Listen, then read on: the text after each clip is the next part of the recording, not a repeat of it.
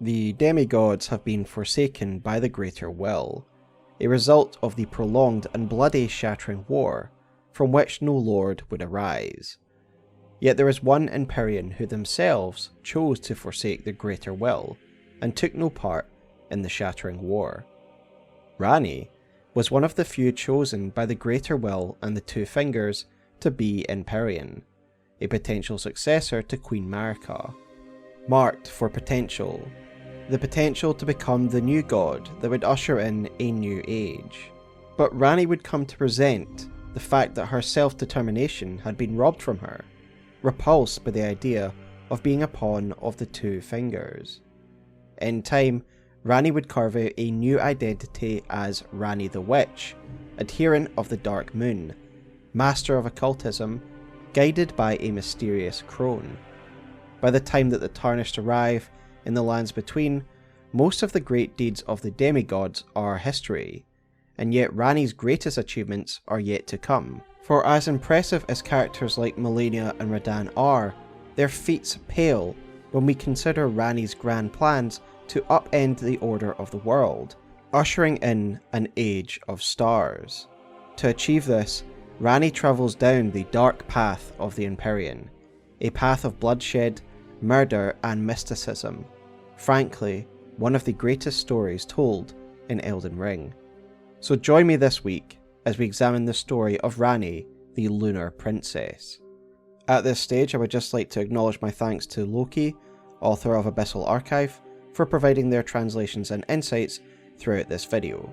And before we get started guys, remember that if you like Elden Ring lore, then consider liking the video and subscribing to the channel. There are as few in the lands between that have such an august heritage as Lunar Princess Ranni. Firstly, Ranni, Rykard and Radahn are born of Carian royalty, the powerful royal house of Liurnia, that was able to stand toe-to-toe with the forces of Leyndell in two separate wars. They are the children of Rennala, the great lunar champion of Raya Lucaria, and their father is the legendary Erdtree champion Radahn. In time, these children would also become the stepchildren of Marika through Radagon's second marriage, making them both Carian royalty and Erdtree royalty. Like me, if you believe that Radahn and Marika have been sharing a body since Marika became a god, then in a way Marika is their parent as well, as she would have been Radagon's other half during his marriage to Rennala.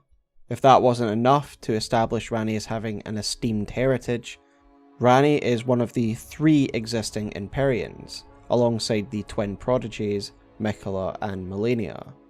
This is more impressive when you consider that Miquella and Melina appear to have been chosen due to their auspicious birth, being born by the single-bodied Marika-Radahn union.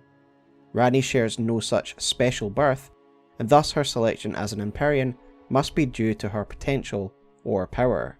I would like to address a theory that has been held by many, that Ranni couldn't be the biological child of Rennala because Empyreans are only born from a single god, citing Melina's remembrance as a source. As a result, such theories believe that Rennala was instead born from the rebirthing of the Amber Egg, thus born solely from Radagon's meddling. It could therefore be seen that the sweetings that surround Rennala are defective versions of such a process. Now, I don't think this theory is necessarily impossible, rather I disagree with the logic that it is predicated upon, that Empyreans can only be born of a single god.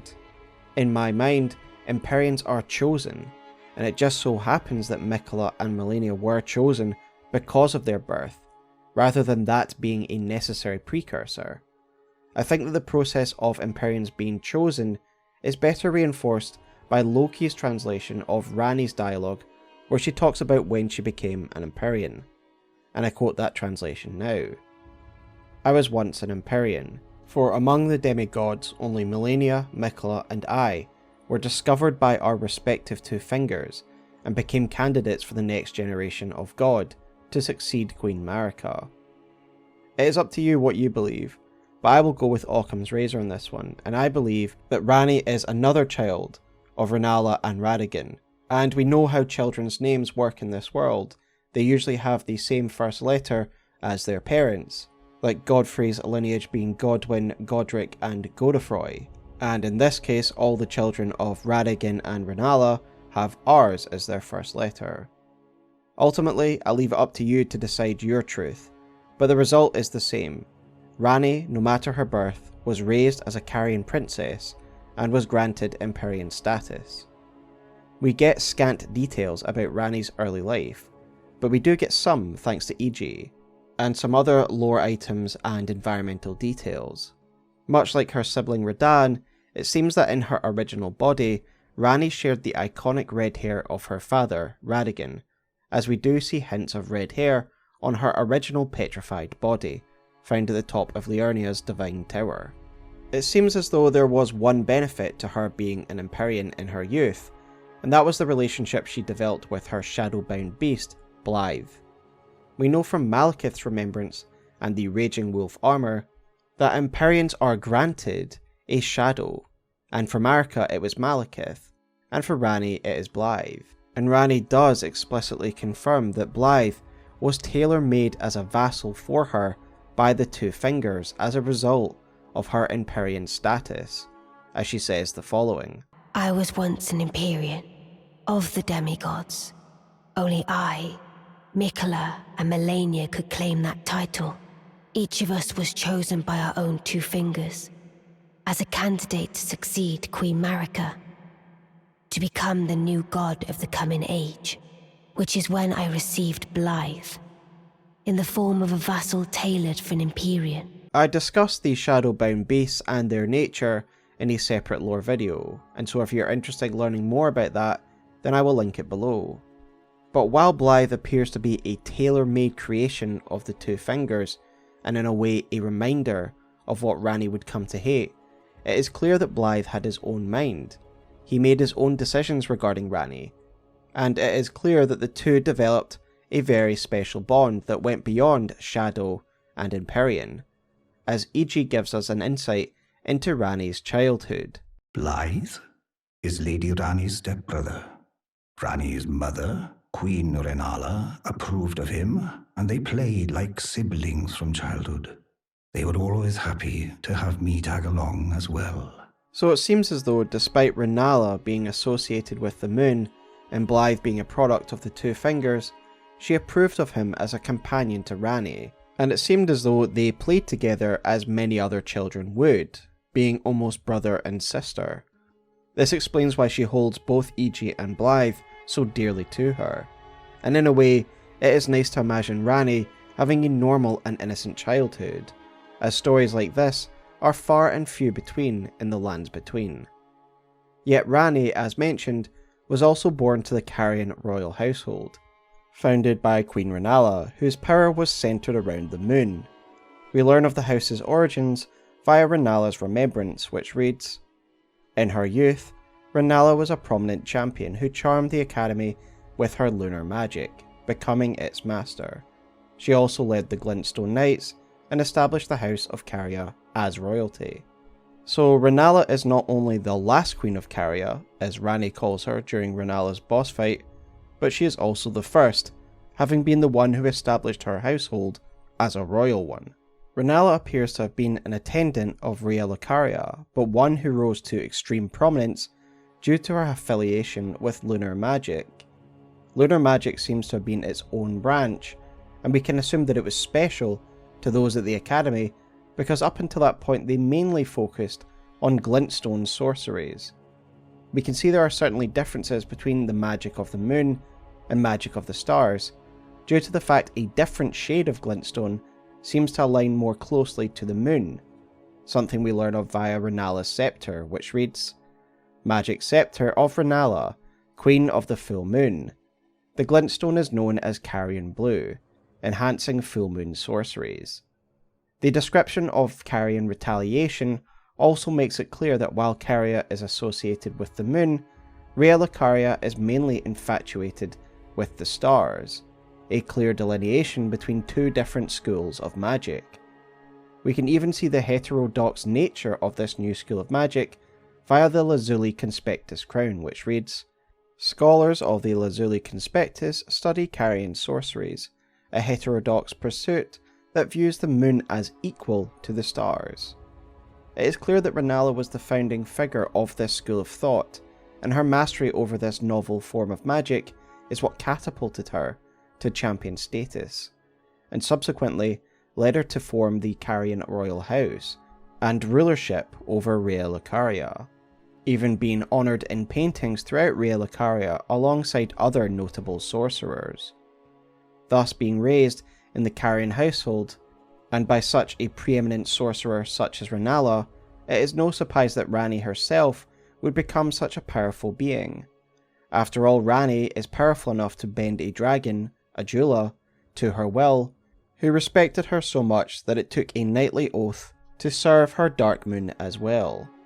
The moon is of course the defining partner to both Ranni and Rennala, and we learn that Rennala met her moon as a young astrologer, via the Stargazer heirloom, which reads, "A talisman engraved with the legend of a queen. The young astrologer gazed at the night sky as she walked. She had always chased the stars every step of her journey. Then she met the full moon, and in time the astrologer became a queen." This is very interesting to me, as it seems to be very similar to Ranni's inauguration with her moon, which we learn of via Ranni's Dark Moon spell, which reads, "The moon was encountered by a young Ranni, led by the hand of her mother Rennala. What she beheld was cold, dark, and veiled in occult mystery. It's almost as if Rennala takes Ranni on a journey so she can encounter her own moon, much as Rennala did in her youth, a recreation of that first fateful meeting, if you will.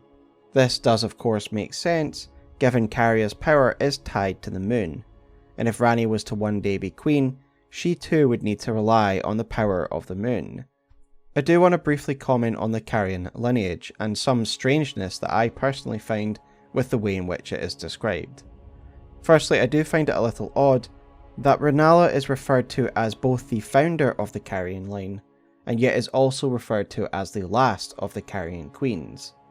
This makes it seem like a new royal family and an old one at the same time, as if they are some ancient and august royal house, and yet they only have had one queen. The family also feels small to us, consisting only of Rennala and her 3 children, and yet we get plenty of evidence that talks about their traditions and lineage, that make it seem that Ranni is only the latest in a long line of princesses. Take the Carian filigreed crest for example, which reads as follows: "An honour said to have once been awarded to Carian knights who served as direct retainers to the kingdom's princesses. Now there is only one princess, Ranni, daughter of Rennala." Now there is only one princess. This leads us to conclude that there had been other princesses of Caria, and given Rennala is the one and only queen of the House of Caria, then this would mean Rennala must have had other daughters. In all honesty, I'm unsure what to make of this, and there's of course the possibility that Rennala was married prior to meeting Radahn, and had a number of other children with another unnamed consort. What interests me though is how this lore interacts with the hill of the 3 sisters that exists behind Caria Manor. On this hill there are 3 towers: Ranni's Rise, Seluvis's Rise, and Renna's Rise. My presumption is that Seluvis's Rise is an adopted name to reflect its new master, and this was once named after a sister. Could it be that Renna, Ranni, and the unnamed sister were all daughters of Caria, and thus does the Carian filigreed crest refer to these sisters when it talks about princesses plural? Renna is a name that is essentially a derivation of Rennala, and given the way names work in Elden Ring, it would be logical to assume that Renna is the daughter, or was the daughter, of Rennala. Of course, a spanner is thrown into the works here when Ranni first introduces herself as Renna, a false identity, to hide the fact that she is actually one of the most influential players in the lands between. However, to me, it doesn't really discount the idea that Renna was once a separate person, and Ranni has just taken on her name to hide her true identity. The location of the 3 sisters, to me, heavily implies that there were at least 3 princesses of Caria. However, that is just my own speculation. There is of course the possibility that Renna is the name of the Snowy Crone, Ranni's secret mentor, especially since one can find the snow set in Renna's rise. This would also make sense of Ranni's fake identity. She is literally pretending to be her mentor of old when she introduces herself as Renna the Witch. There is of course the possibility that this item description is poorly worded, but the impression we're supposed to get, I believe, is that the Carian royal house is an old one, with many traditions despite the fact that it has only had one queen. Thus, by the time Ranni came around, the conventions and traditions of Carian royalty would have been established. And Ranni had the benefit of growing up in the household of a powerful family, no doubt receiving a top-class education, and no doubt inheriting her mother's impressive sorceress powers. A very logical candidate for Empyrean status, if there ever was one. What is most unfortunate about Ranni's story is we are missing so much from her early days, and her relationship with the Golden Order, what her opinions on being an Empyrean was, and whether she was happy to go along with it at any stage. The facts are this: Ranni grew up in the Carian household. She was once more humanoid with red hair, who was granted Empyrean status early on in her life, growing up closely with Iji and Blaidd, before being introduced to the Dark Moon by her mother. Now obviously this introduction to the Dark Moon is one of three, in my opinion, pivotal moments that set Ranni on her course to becoming who she is by the time we meet her. The other two being Radahn abandoning her mother, and her meeting of the Snowy Crone and her mentorship. So with that said, let us now discuss the nature of the Dark Moon, the occult, and her mysterious mentor, the Snowy Crone. One thing that I'm sure most are aware of at this stage is that Ranni's moon and Rennala's full moon are separate bodies, and in fact you can see them both at the same time at the top of Moonlight Altar. You of course can see the clear differences here in appearance. Ranni's moon, the Dark Moon, is a lot darker. Rennala's moon is the full moon, as we know via her epithet, and of course via her signature spell, Rennala's full moon. When you consider how impressive this magic is, and the fact it draws its power from a completely different source from that of glintstone sorcery, it is little wonder that Raya Lucaria would have fallen under the sway of Rennala. And indeed, the description of the sorcery and its function is that it actually dispels other sorceries, suggesting that moon sorcery may well be superior or more powerful than regular sorceries. As a direct result from the prestige earned via her lunar sorcery, she would turn her family into a royal one. And as we have already discussed at length, Caria's power results from the moon, and thus it makes sense that Rennala would want to introduce her successor, Ranni, to her own moon. Another interesting aspect about this tradition is we need to consider the matriarchal nature of the Carian family, and their relationship to the moon, for it is Rennala who rules as queen, and it seems to be that Lunar Princess Ranni would be the next in line, as the filigreed crest gives more importance to princesses and their role within Carian society. We don't really hear much about the role of princes within the Carian royal family. In a prior video, I spoke on what I saw was another matriarchal society, the Nox Society. The reason that I see this society as matriarchal is due to the Night Maidens, a female-only class that appears to have been given special prominence in their society, to the point where they are appointed personal guards in the form of sordstresses. But why is this the case? Why do the Nox and the Carians both seem to be matriarchal? There are many crossovers between Noxian society and Caria, including literal pieces of archaeological evidence that show Noxian statues within Carian structures, like in the Church of Vows. However, the main connection is their association with the Celestial, with the moon. Rennala and the Carians have the full moon, Ranni has the dark moon, and the Nox were once in contact with the black moon, as we learn of via the Moon of Noxtella talisman and the Memory Stone item descriptions. In symbology, there is a common interpretation that the moon is associated with the feminine, and the sun is associated with the masculine. For example, the philosophical concept of yin and yang reflects this very idea. Yin means moon or female, yang means sun or male. There's obviously far more to the philosophy than that, but ultimately it is a philosophy of balance, of opposing forces existing in a system of harmony. There is of course the fact that the menstrual cycle used to be associated with the lunar cycles in earlier cultures before science fully explained the process, and the idea that the moon is more associated with the feminine isn't a new idea in From Software games. We of course have Dark Sun Gwyndolin from Dark Souls 1. Gwyndolin was the child of the god Gwyn, Lord of Sunlight, and by the time of Dark Souls 1, Gwyndolin is the last remaining deity in Anor Londo, City of the Gods. The description of his robes read as follows: the power of the moon was strong in Gwyndolin, and thus he was raised as a daughter. Then we of course have the School of Mensis in Bloodborne, a word associated with the menstrual cycle, which is especially relevant given the game's focus on childbirth and the moon. My point being is that when it comes to Dark Souls especially, we have a precedent set, where the moon is connected to not only feminine energy, but magic. In Dark Souls 1, the moon is very firmly tied to Gwyndolin, Seath, and magic. This yin of intelligent-based sorceries is balanced by the yang of the sun and sunlight miracles and faith. So going into this game, I, along with other Souls veterans, can see similar tropes being used in Elden Ring.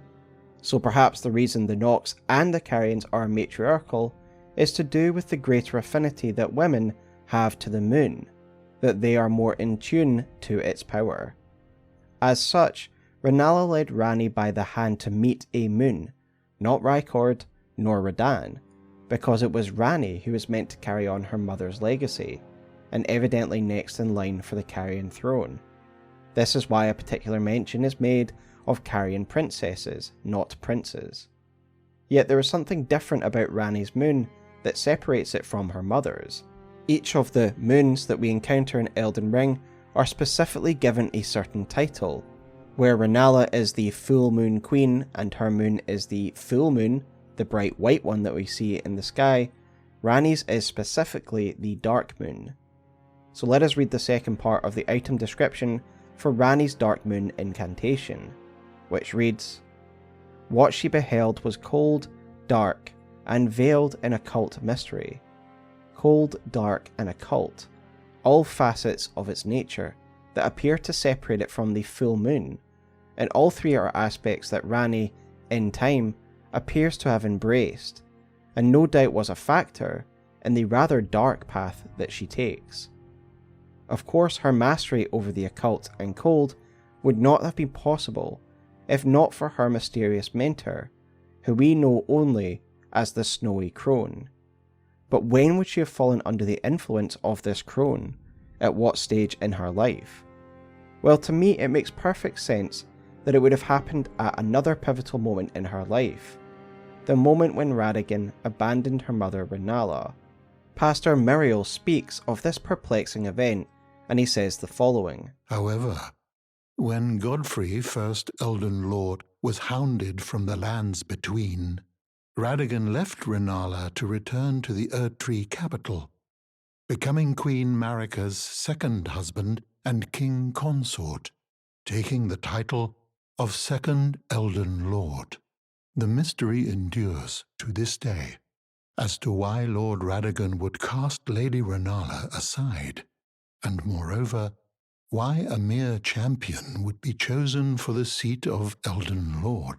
There came a moment when Godfrey and the Tarnished were driven from the lands between, and Radahn would abandon Rennala and marry his other half, Marika, in order to fill the vacant seat of Elden Lord.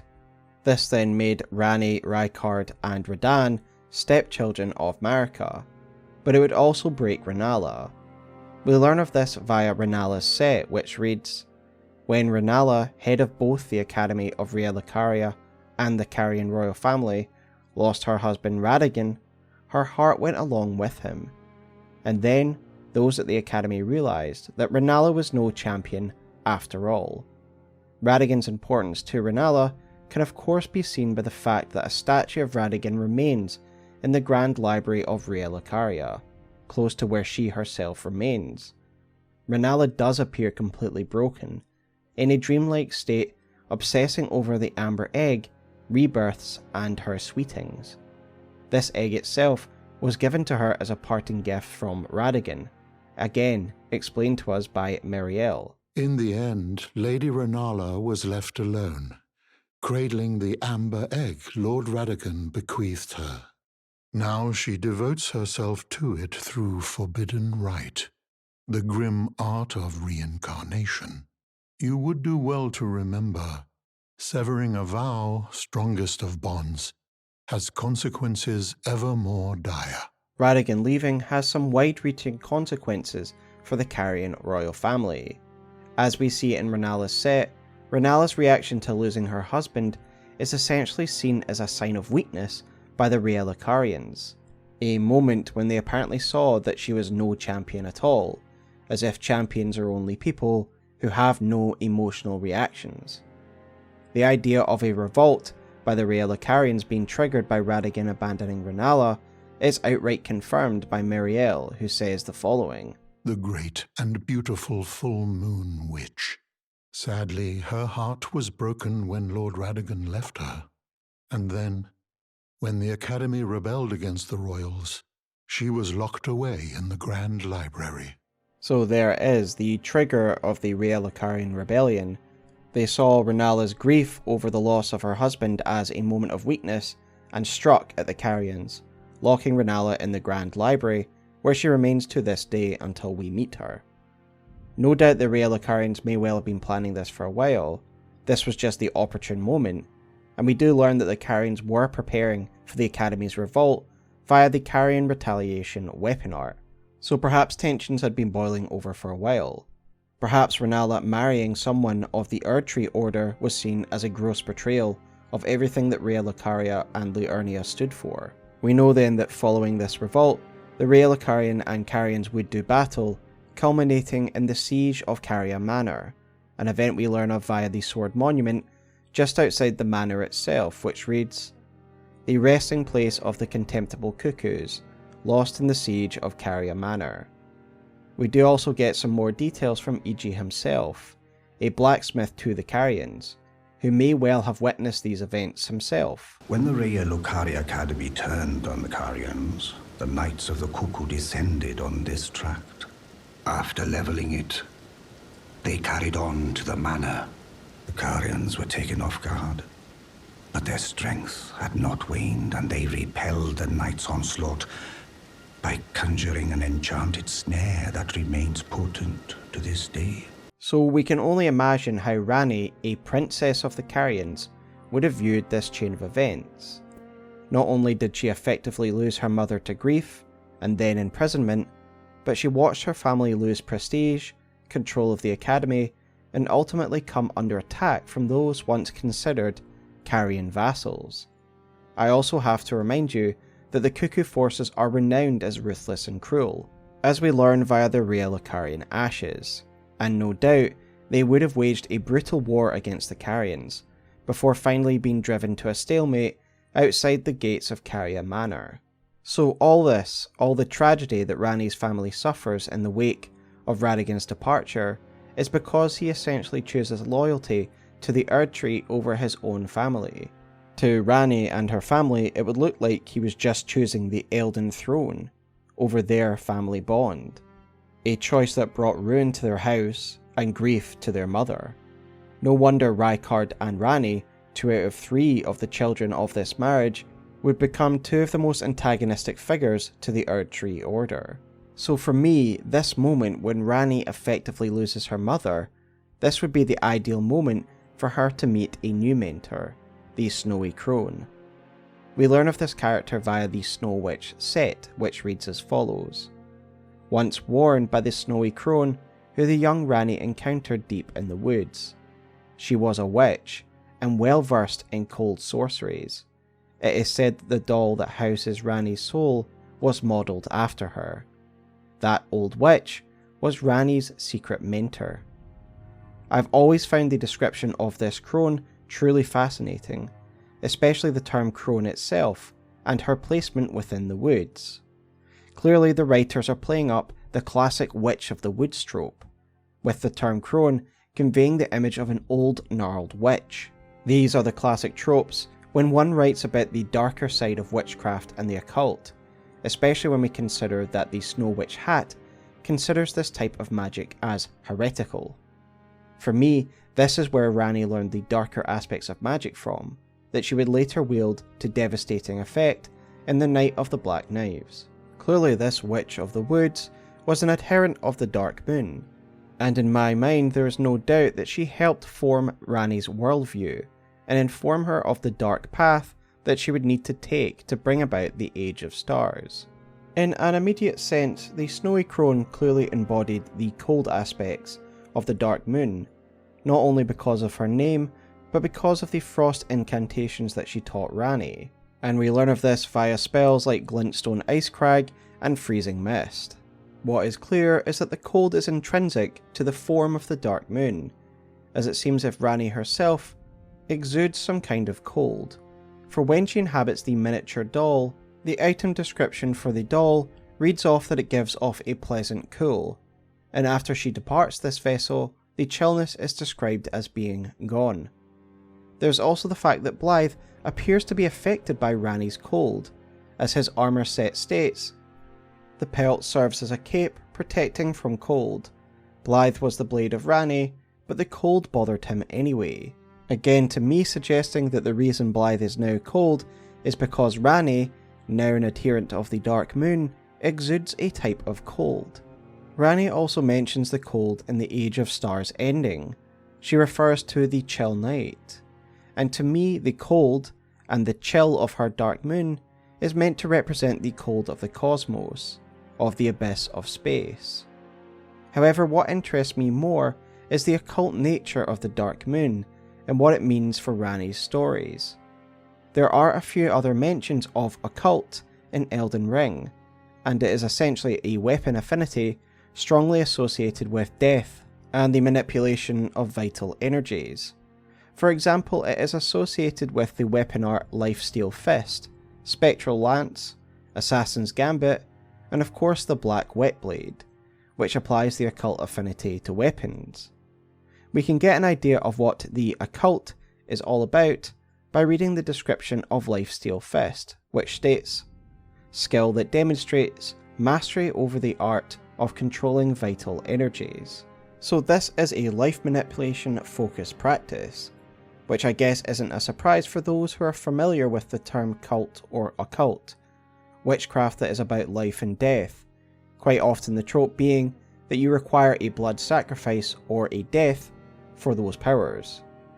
We see this idea of a blood sacrifice in the weapon art Assassin's Gambit, which is an occult weapon art, where one is literally required to offer some of their blood through a self-inflicted wound to take advantage of this occult power. As I suggested in my Black Knives lore video, Ranni speaks of how she used a fearsome rite to imbue the Black Knife Assassin blades with the power of the Rune of Death. I have no doubt in my mind that this is an occult practice, an occult rite, learned via the Snowy Crone, and an aspect of the Dark Moon's power. After all, the murder of Godwyn's soul and ridding herself of her Empyrean flesh very much is a manipulation of life and death, and to me it firmly earns the occult title. The heretical Snowy Crone playing up to the Wicked Witch of the Woods really does tie into the darker side of witchcraft and the occult, much like the 2015 film The Witch, which I highly recommend by the way if you like a slow burning horror.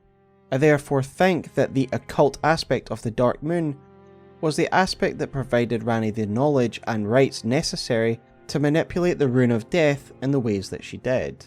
When it comes to the dark aspect of the moon, as mentioned by Ranni and Iji when they talk of the dark path of the Empyrean that Ranni is taking, I think it is a general representation of what Ranni's moon represents. It represents the cold abyss of space, It represents the yin to the Erdtree's yang, the dark to its gold. It is not necessarily evil, but it is fundamentally opposed to the path laid out by the two fingers, and thus it is the dark path of the Empyrean.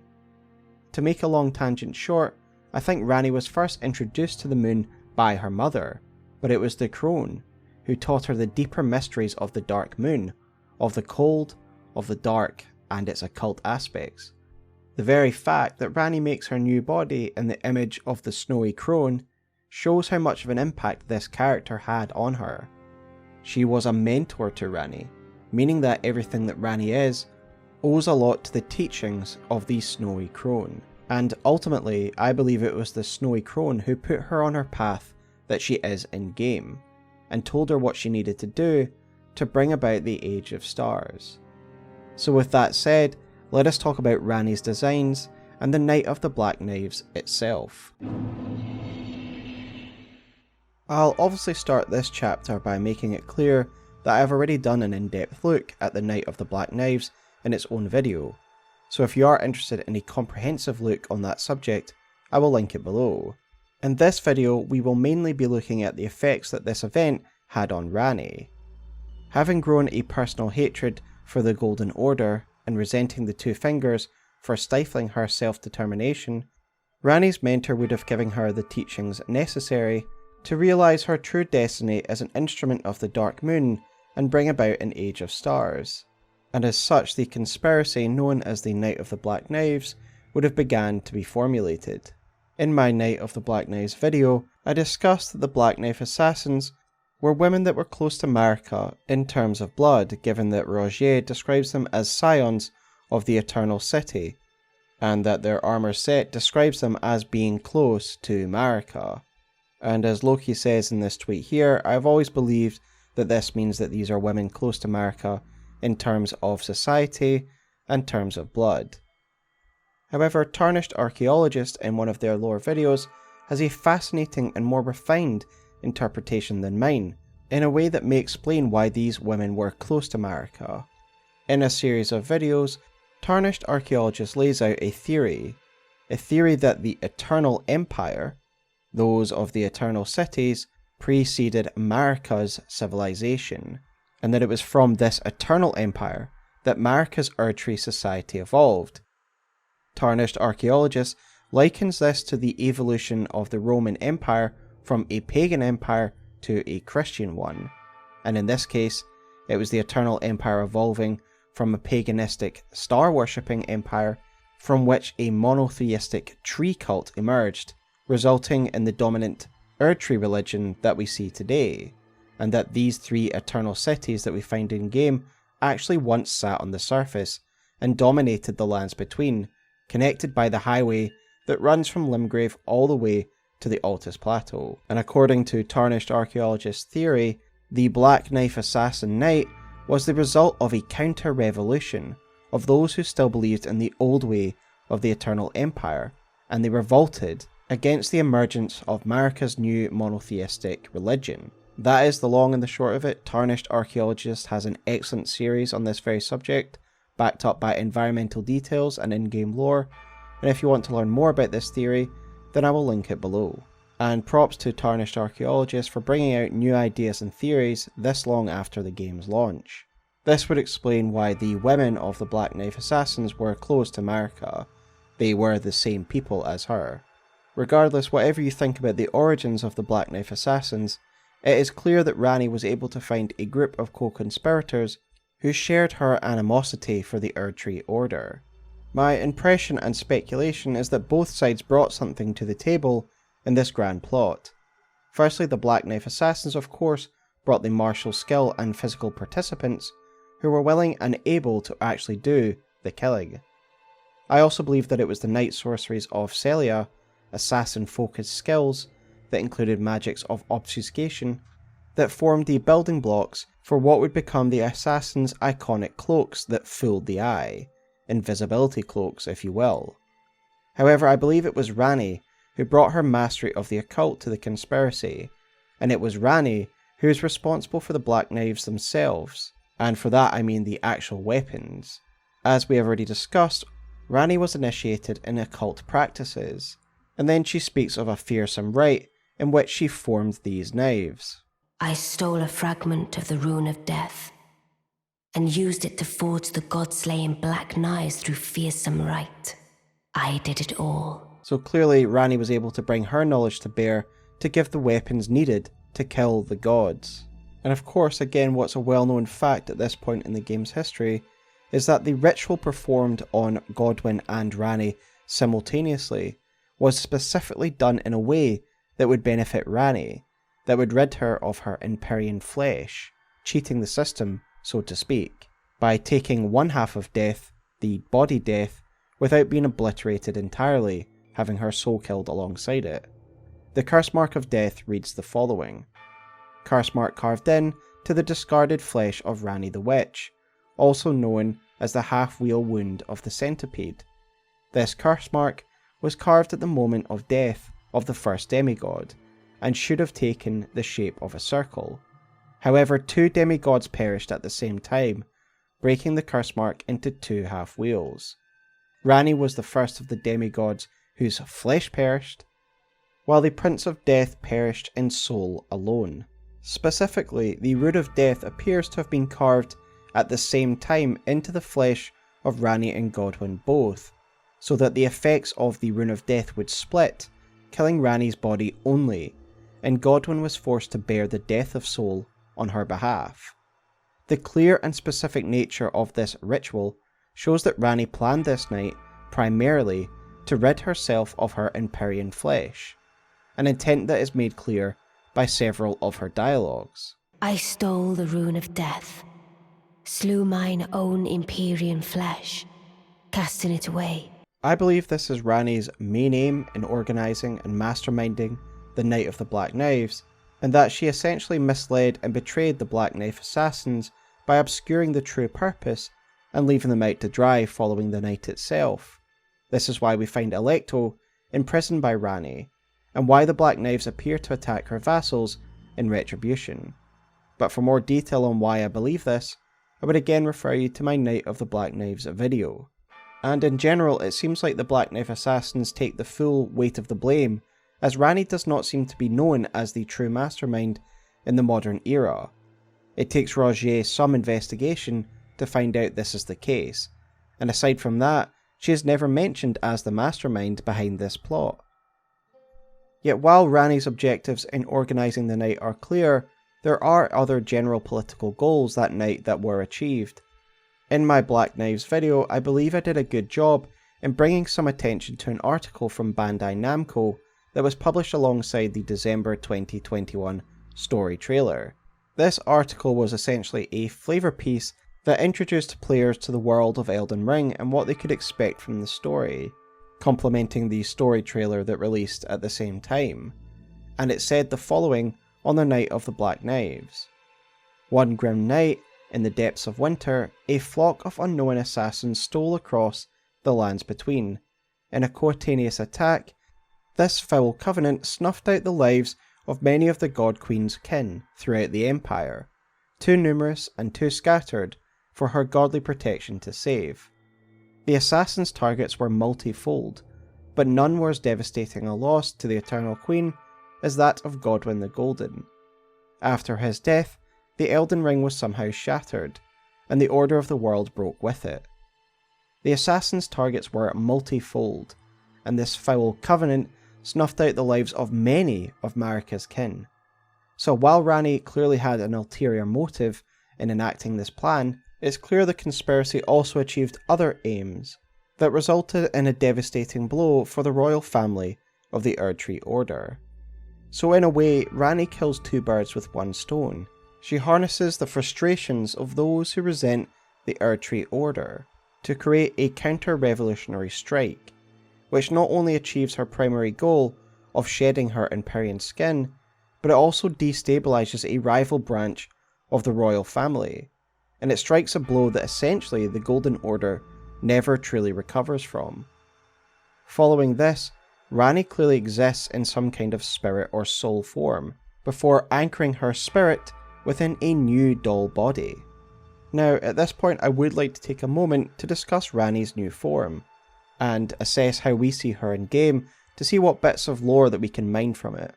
So firstly, there's the blue spirit form of Ranni that sticks out the side of her doll body. And I've always presumed that this is the true Ranni, this spirit.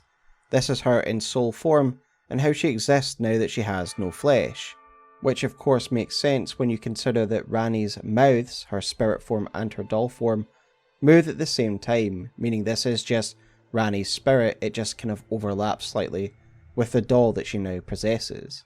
However, despite this, people have also often tried to tie Ranni and Melina together, and there are certainly legitimate reasons to do so. For example, when Ranni first gives you the spirit calling bell, she says she has been asked to do so by Torrent's former master, clearly Melina. Melina is clearly in spirit form much like Ranni, describing herself as burned and bodiless. As pointed out by Zyostorm in his recent video on Melina, which I will link below, all three of Melina, Ranni and Torrent fade away in a burst of blue particles. And given that Torrent is described in the spectral steed whistle as a spectre, it's fair to assume that all three are in some sort of spirit form. So for me, the first and most obvious connection between these two characters is that they both exist in spirit form. They don't have corporeal bodies. And we could go a little bit further down the rabbit hole if we consider that Melina could be the Gloam-eyed Queen. I am in the camp that believe that Melina's most likely identity is that of the Gloam-eyed Queen, who has now been rebirthed as Marika as an agent. Ranni was killed in body by the Rune of Death, and the Gloam-eyed Queen once wielded this power before being defeated by Malekith. Perhaps Melina, the Gloam-eyed Queen, being burned and bodiless, could be a hint at her ultimate fate at the hands of Malekith, who, now the wielder of Death and the Rune of Death, burned her in the red-black flames. This is all wild speculation, of course, but in summary, I believe that if there is any connection between Ranni and Melina, it is because they are both spirits who have come to be due to similar circumstances. I don't believe that they are the same person, nor do I believe that they are sisters. And while there are similarities in the two, I believe they are two clearly distinct characters on their own journey. That being said, Melina is a video in of itself, and I will eventually explore the possibility that they are one and the same person in a separate video, so look out for that. But tangent aside, in short, I believe that Ranni's overlapping ghostly form is literally just that. It's Ranni's spirit. Now, when it comes to the form that Ranni has chosen, her puppet, as we have already mentioned, it is modelled after the most influential person in her life, the Snowy Crone. I believe that the crone more or less wore this type of outfit, and that's why her appearance in general is said to be modelled after the Snowy Crone. Yet I don't think this is a complete one-to-one recreation of what the Snowy Crone looked like. The fact the crone is referred to as such doesn't chime too well with the actual appearance, as the term crone literally means an old woman, yet Ranni's puppet is clearly far more youthful. Given that it looks very similar to Ranni's spirit form, my conclusion is that the youthful aspects of this appearance are based on Ranni herself, and that she has modified the Snowy Crone's appearance slightly to more reflect her own spirit. Yet the most fascinating aspect of her appearance, in my opinion, are her 4 arms, possibly one of the most iconic parts of her whole getup. Many will of course recognise the obvious connections that this has to Hinduism. Many Hindu deities like Brahma and Vishnu have more than 2 arms. But why? Well, firstly it helps illustrate that these beings, these gods, are not human. That by looking at an image you realise straight away this is a god. But to go a bit further, these are symbols of their divine power. My understanding is that multiple arms are used to show that these gods are able to perform multiple actions throughout the universe at the same time, by using all their different arms. A divine multitasker, if you will. The arms can also be used to illustrate the different items of significance relatable to that god. For example, take this image of Ganesha or Ganesh, who has 4 arms. His bottom right hand is positioned in a flat palm symbol for a blessing, representing Ganesha's blessings that he bestows upon people. In the top right hand, he holds an axe, meant to represent detachment or the severing of ties. You get the picture. So let's apply this logic to Ranni.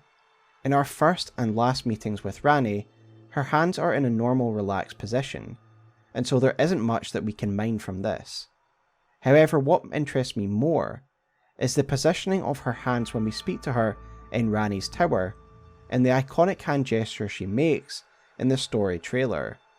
I'm of course referring to the pose where one of the pair of hands is distinctly steepled, and we have to ask, what is this trying to convey?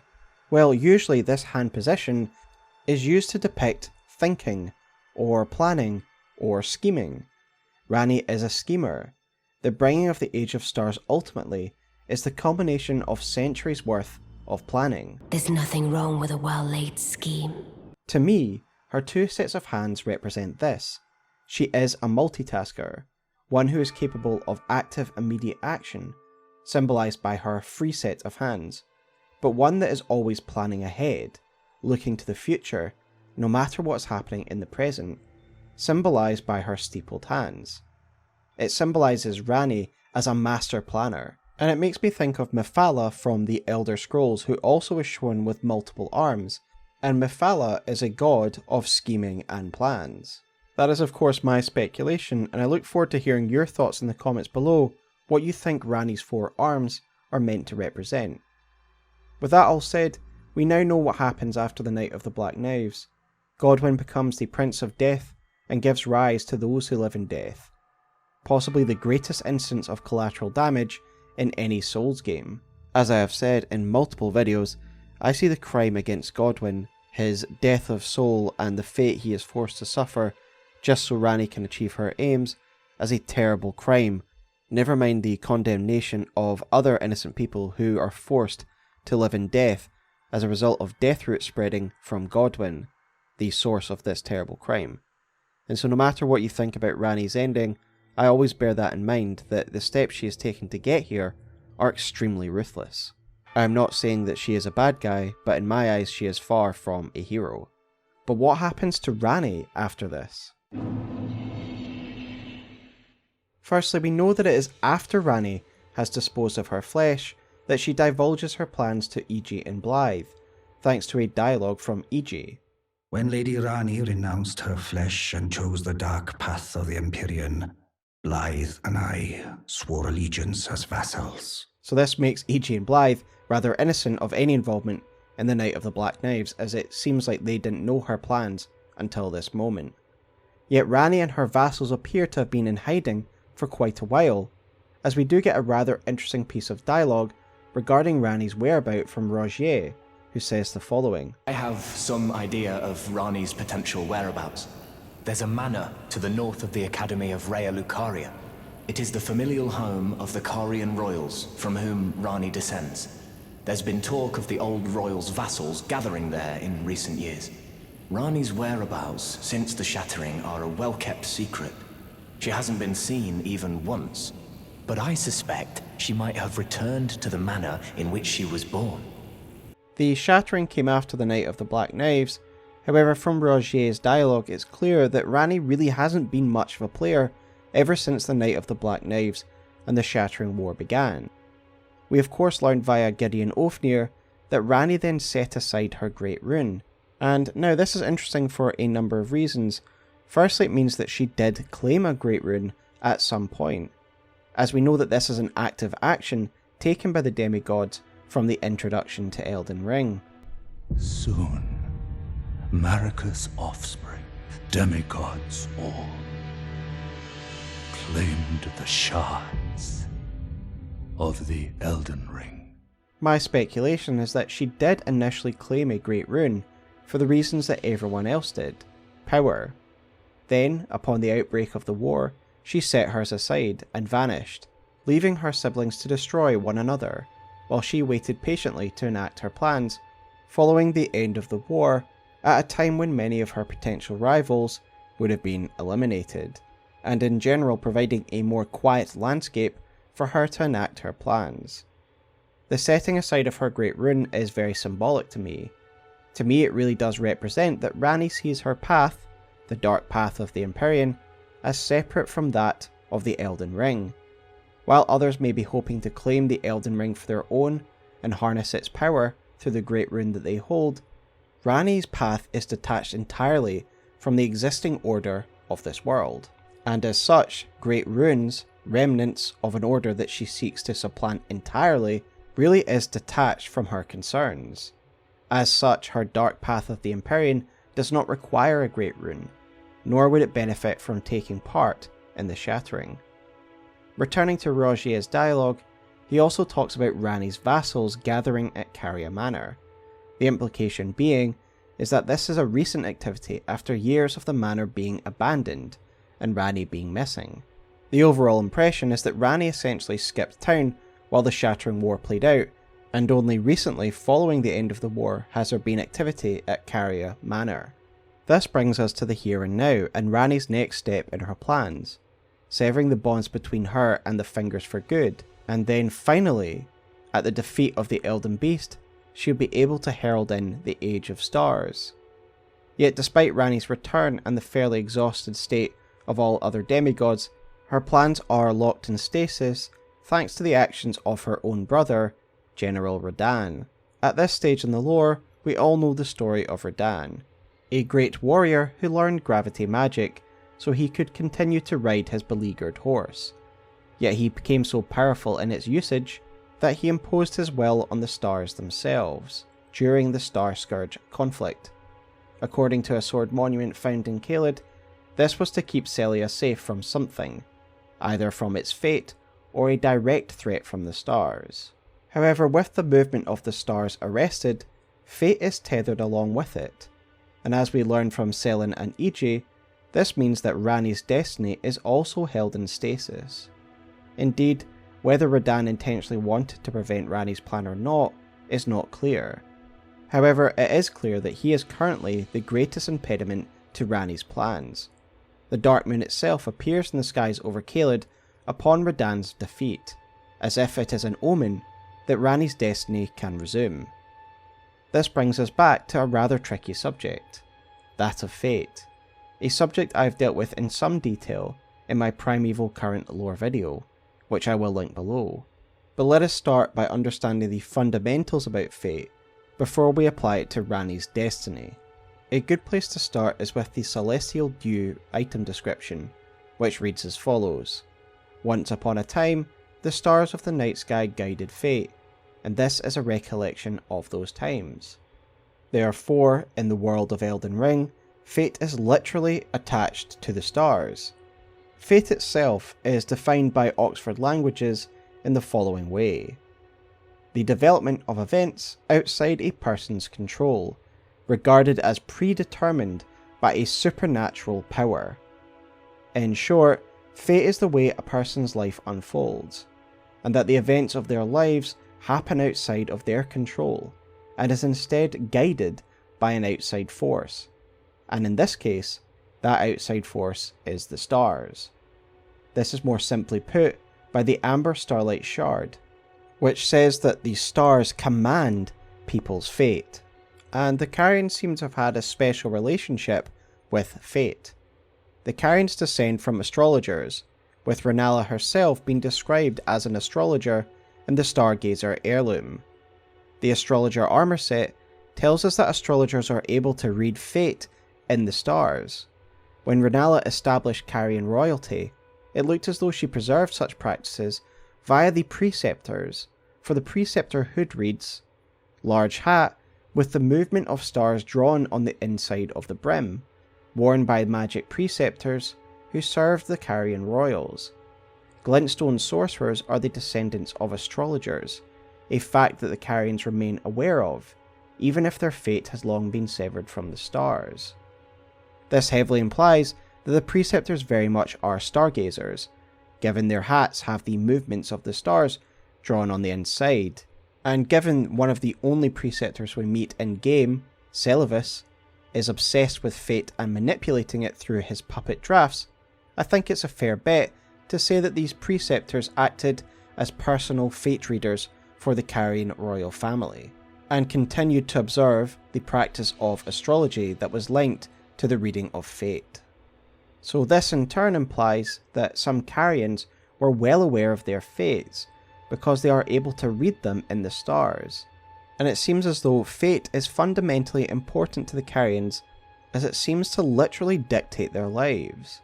And we learn of how much an influence fate has on the Carians via Selin, who says the following regarding fate. The stars alter the fate of the Carian Royal Family, and the fate of your mistress Ranni. But long ago, General Radahn challenged the swirling constellations, and in a crushing victory arrested their cycles. Now he is the force that repulses the stars. If General Radahn were to die, the stars would resume their movement, and so too would Ranni's destiny. The stars alter the fate of the Carian Royal Family, and the fate of your mistress, Ranni. But long ago, General Radahn challenged these swirling constellations, and in a crushing victory, arrested their cycles. Now he is the force that repulses the stars. If General Radahn were to die, the stars would resume their movement, and so too would Ranni's destiny. So Selin specifically states that Ranni's fate, her life, is unable to really move forward until the movement of the stars is resumed. It is hard for us to truly understand what is happening here, but here are the main takeaways. The Carians are able to read and therefore predict their fate and destiny in the stars. In a way, it is preordained to them. For example, Ranni seems to know exactly the way her fate will play out. Second, fate is tied to the movement of the stars, and if the stars do not move, then there is no fate. And the way in which fate plays out in the stars that has been read by the astrologers cannot come to pass until movement is resumed. This seems to be some sort of metaphysical power that we don't fully understand. When fate resumes, everything plays out as Ranni would like it to. With the moment that Radahn is dead, a meteorite hits the ground, opening up the way for Nokron. Now we could just say that Radahn was actually just holding back a shooting star that was going to hit here anyway, and there wasn't really any fate involved. However, there is more to this, as if we try to open the chest containing the Finger Slayer blade, but we are not serving Ranni, and we're not therefore retrieving it for her, then we get a message saying that we are not destined to open it, and we are unable to open it.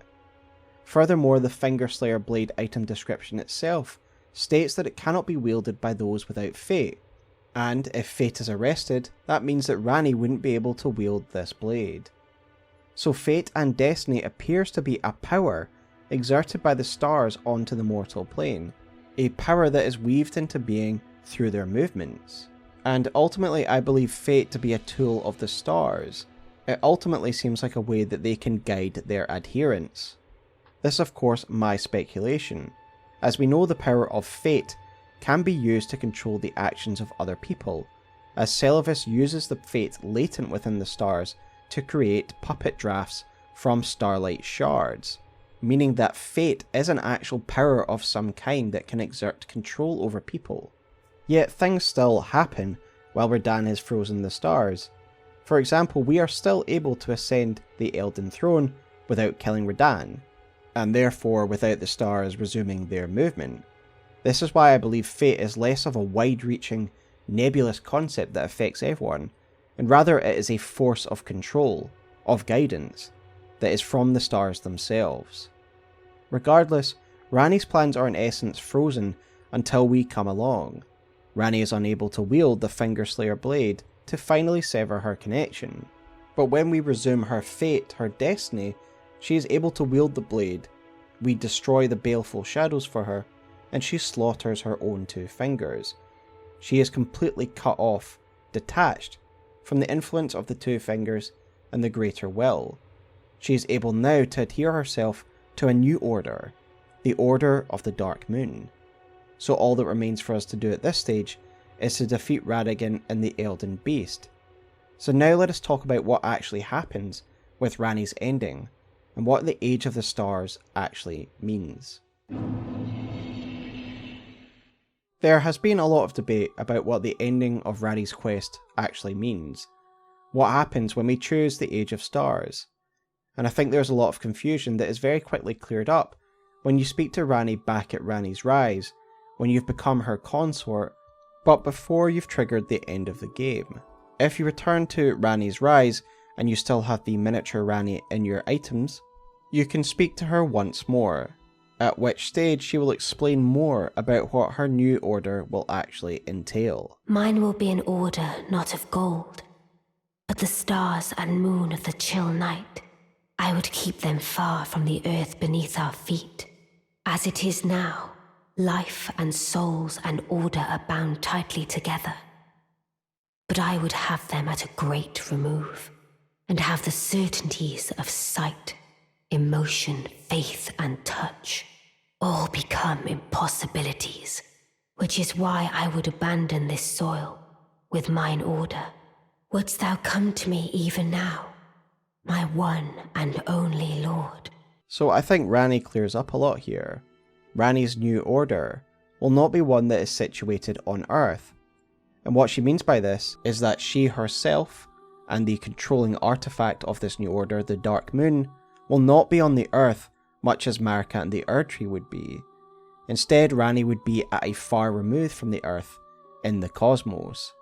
And as such, it wouldn't be subject to the same weaknesses and flaws that Marika's order would be, the same corruption that it opened itself up to.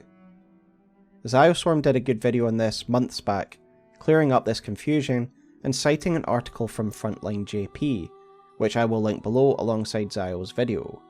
In this article, the author not only retranslated the ending of the game, but also the dialogue we just spoke of. And while I don't think this dialogue is nearly as cryptic as the ending, I do think the author's translations do make the point I'm making slightly more clear.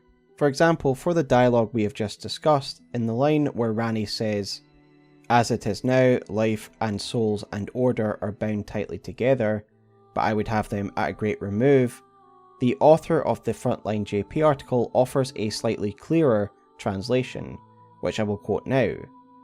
"Even if life and souls are one with the order, it, the order, could be kept far away." Ranni would have order physically separated from the world that it governs, and have these certainties of sight, faith and touch all become impossibilities if she as a god, as the new order, is far removed from Earth. Then people wouldn't be able to worship her, wouldn't be able to interact with her, nor even see her. Order would just function, it would just govern the world without all the emotion, without all the faith, meaning that Ranni is unlikely to be swayed by emotions of what she sees and feels around her. It would be an order of logic.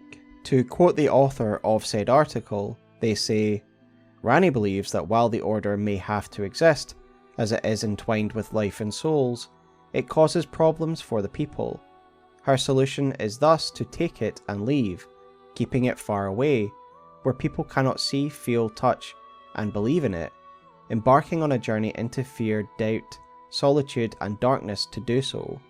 In a way, this also lines up with the problems that Goldmask himself identifies with the Golden Order. If we look at the Mending Rune of Perfect Order, the culmination of Goldmask's work, he believed that it was the fickleness of the gods that caused the issues. And Ranni would essentially eliminate that problem by removing herself from the Earth. She and the Order would exist far away from the Earth, meaning there would be no politics, no emotions, and no faith that would pollute the perfection of order. This implies an order of logic, a nuance that is easier to see with Lokey's translation of Ranni's final dialogue, which I quote now. "To all life and all souls, from here on is the era of the stars, the logic of the moon, a 1,000-year journey, a logical order of the moon." I do think this is a nuance that is really missed from the final dialogue of the Age of Stars ending, and admittedly the English is a little confusing. Many people thought that Ranni was taking everyone with her on a voyage into the stars. However, with these translations, it is clear that Ranni means that she, as the new order, will travel far away from the plane of existence that she herself governs. Now let's listen to that dialogue now. The battle is over, I see. I do solemnly swear to every living being and every living soul Now cometh the age of the stars. 1,000-year voyage under the wisdom of the moon. Here beginneth the chill night that encompasses all, reaching the great beyond. Into fear, doubt, and loneliness, as the path stretcheth into darkness. Well then, shall we? My fair consort eternal. With this new understanding in place, we know what is really being said here despite the cryptic language. Ranni is ushering in the Age of Stars that will be governed by her and her dark moon.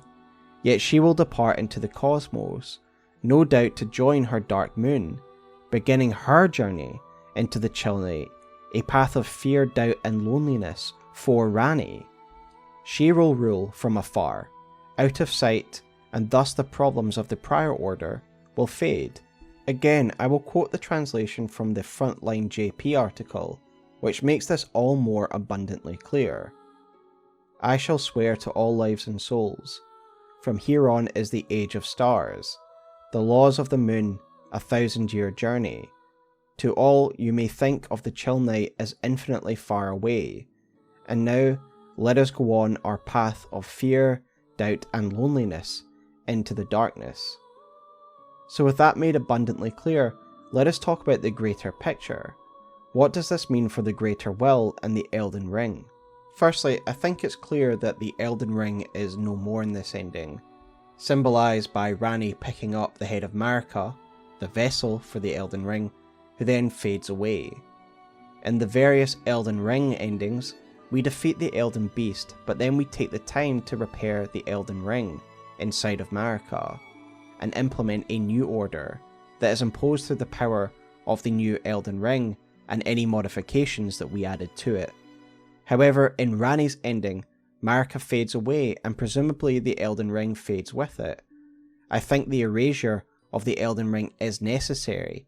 After all, Ranni doesn't implement her plan until after we have defeated Radahn and the Elden Beast.